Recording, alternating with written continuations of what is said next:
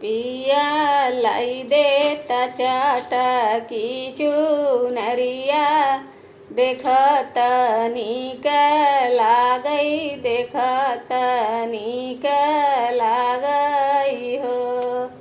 बोलिया उत धान बोले कि बोली बोलत नीक लागै हो। पिया लाई देता चटकी चुनरिया देखत नीक लागै देखत नीक लागै हो। बोलिया उत धान बोले कि बोली बोलत नीक लागै बोलत नीक लागै हो।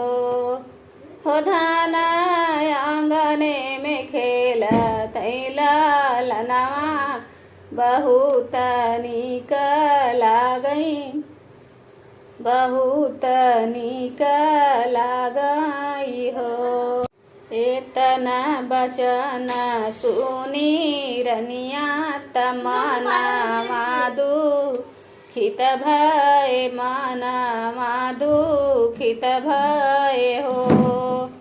होत भोरही में खीर की नहानी सुरुज पैया लागै सुरुज पैया लागै हो। एतना बचन सुनी रनिया मनवा दुखित भय मनवा दुखित भय हो। हो भोई भोरही में खीर की नहानी सुरुज पैया लागै सुरुज पैया लागै हो। प्रभु कवन कसूर हम कैली जनम मोर व्यर्थ जनम मोर व्यर्थ हो।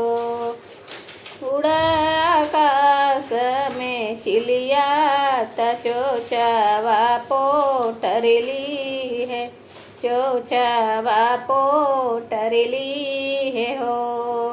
चिलिया आंगने में दी है गिराई तरनिया ले लिहली तरनिया ले लिहली न हो। रनिया पोटरी कचौरा चबालिंत गर भजनालिंत गर भजनालिन हो। रनिया पोटरी कचौरा चबालिंत गर भजनालिंत गर भजनालिन हो। 8 महीनवा के बीतल त नवै के लागत हो नवै के लागत हो। बहिनी रानिया के जाना मैला लनवा तया गाना उठै सोहर गाना उठ सोहर हो।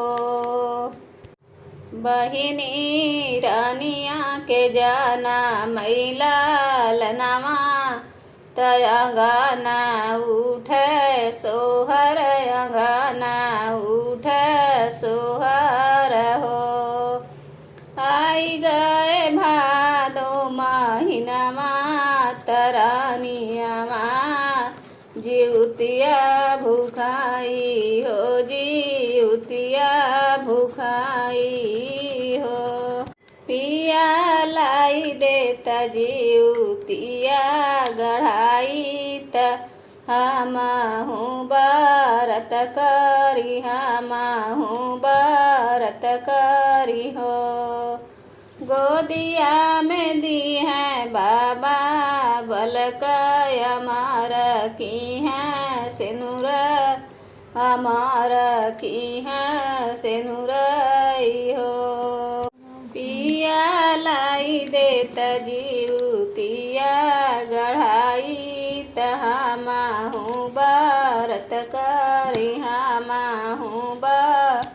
रत करी हो।